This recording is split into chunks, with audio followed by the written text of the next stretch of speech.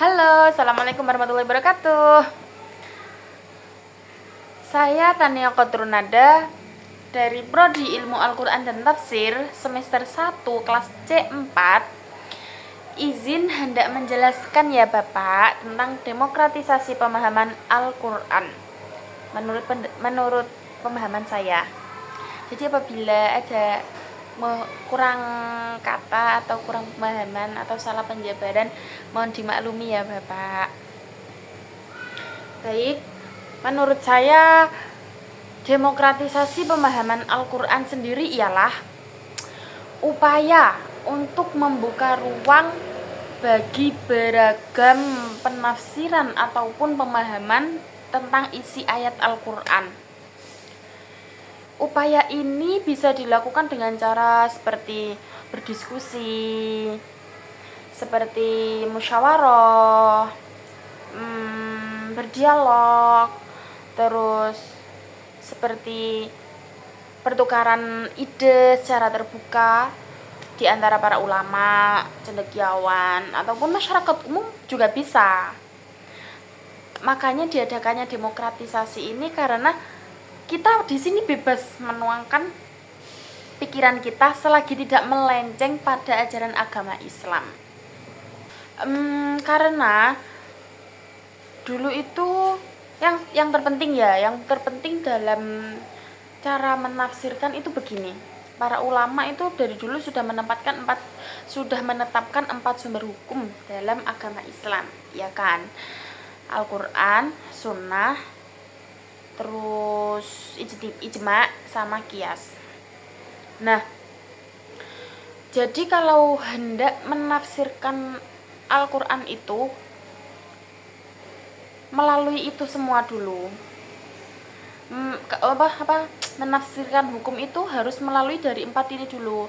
Kalau di Al-Quran sudah ada berarti sudah cukup. Kalau tidak ada, lewat hadis dulu. Kalau tidak ada, lewat kesepakatan ulama. Baru kalau tidak ada pakai kias, ya kan. Terus juga kalau mau menafsirkan itu harus memiliki pemahaman bahasa Arab yang kuat, harus paham bahasa Arab, harus paham tentang hukum-hukumnya Al-Quran itu, kaidah-kaidahnya itulah intinya.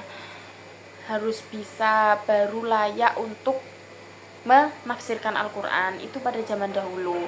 Tapi kalau sekarang melalui diskusi pun, tapi ya diskusinya dengan para ulama itu sudah bisa untuk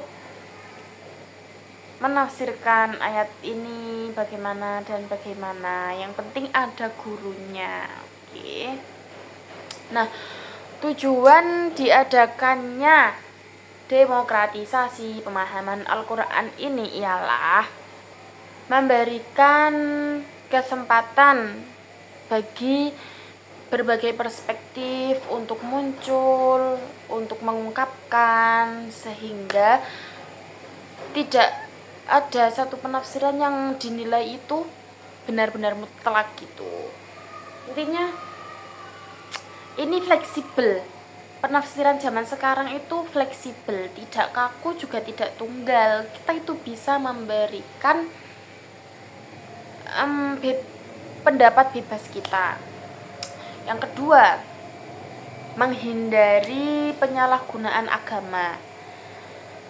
Soalnya ya, sekarang dengan adanya beragam penafsiran itu, maka dari itu loh diharapkannya tidak ada penafsiran yang menyimpang atau digunakan untuk kepentingan tertentu.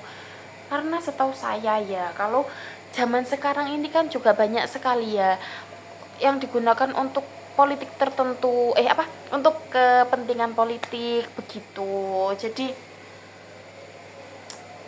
itu nanti disalahgunakan. Yang ketiga itu mendorong lahirnya pemikiran-pemikiran baru dalam memahami Al-Quran, sehingga dimaksudkan itu agar bisa memperkaya pemikiran kita gitu. Karena ya namanya zaman sekarang itu sudah berbeda dari zaman dahulu juga. juga, tidak bisa disamaratakan. Jadi biar kita ini bisa memperkaya khazanah, kita itu juga bisa menghubungkan nilai-nilai Al-Quran dengan konteks kekinian, dengan konteks zaman sekarang ini maksudnya. Karena memang setiap zaman kan pada dasarnya berbeda generasi ya.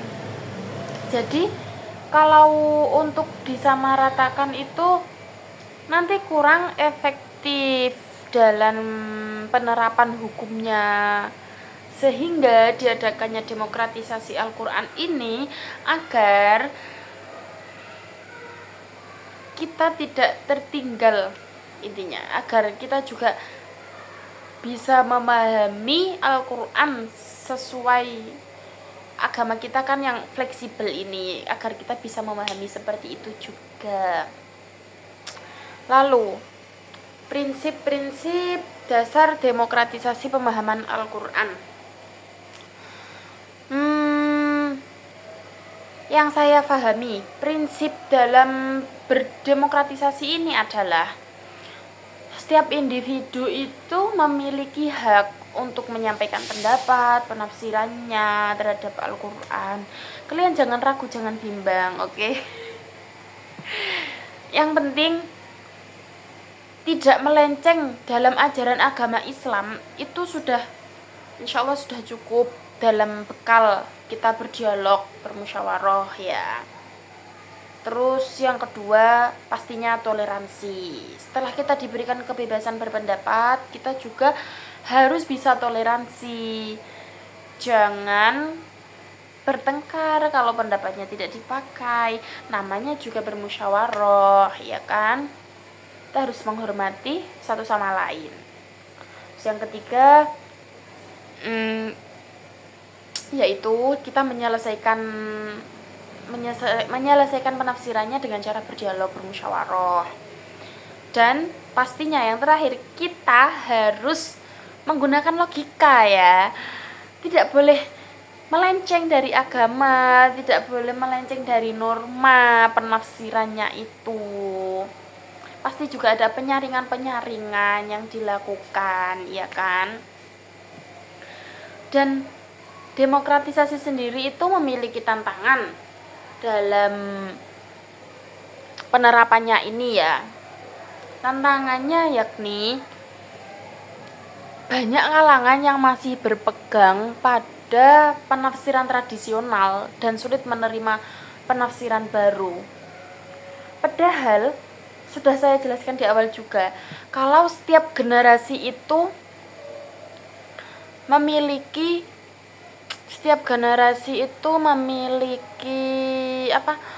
penerapan hukum yang berbeda. Jadi tidak bisa disamaratakan, ya kan? Terus yang kedua, kurangnya literasi beragama. Apa sih maksudnya itu? Banyak masyarakat yang kurang memahami Al-Quran secara mendalam, tapi mereka itu mudah mengikuti arus gitu loh, mudah terpengaruh oleh penafsiran-penafsiran yang masih beredar, yang dikit-dikit disebarkan pada sosial media itu. Padahal harusnya mereka itu kalau bisa kan di Indonesia ini juga masih banyak ulama-ulama yang sepuh, yang masih kental jiwa salafnya. Harusnya mereka ini, masyarakat ini, bisalah meminta pendapat, penafsiran dulu kepada beliau-beliau ini. Tapi kan kebanyakan zaman sekarang itu mengikuti ustadz-ustadz yang ongoing begitu. Jadi ya itu tantangannya salah satunya tuh itu. Yang ketiga, penggunaan agama untuk kepentingan politik, itu juga tantangannya. Itu salah satu penghambat untuk demokratisasi Al-Quran, karena kan ya tidak etis dong Al-Quran digunakan untuk kepentingan hal-hal seperti itu gitu. Kalau sepemahaman saya begitu. Lalu apa pentingnya demokratisasi pemahaman Al-Quran ini? sepemahaman saya, demokratisasi Al-Quran ini sangat penting untuk mewujudkan masyarakat yang lebih toleran, yang lebih terbuka, lebih damai, open minded. Mereka nggak yang gampang ngejudge, nggak yang gampang kamu lo gini salah, kamu lo gitu salah. Karena pada dasarnya penafsiran itu banyak, tidak hanya satu. Yang penting jelas dari mana sanadnya, dari mana sumbernya, begitu. Dan dengan harapan kalau adanya demokratisasi Al-Quran ini bisa menciptakan kehidupan yang lebih baik berdasarkan nilai-nilai agama Islam yang memang menjadi agama kita selama ini, begitu ya. Jadi cukup sekian yang bisa saya jelaskan ya Bapak. Kalau ada kurangnya, pasti kurangnya banyak, pasti salahnya juga banyak, tapi ini sependapat saya dan sepemahaman saya. Saya pamit undur diri. Maaf kalau bila ada kata-kata yang tidak mengenakan. Saya pamit. Wassalamualaikum warahmatullahi wabarakatuh.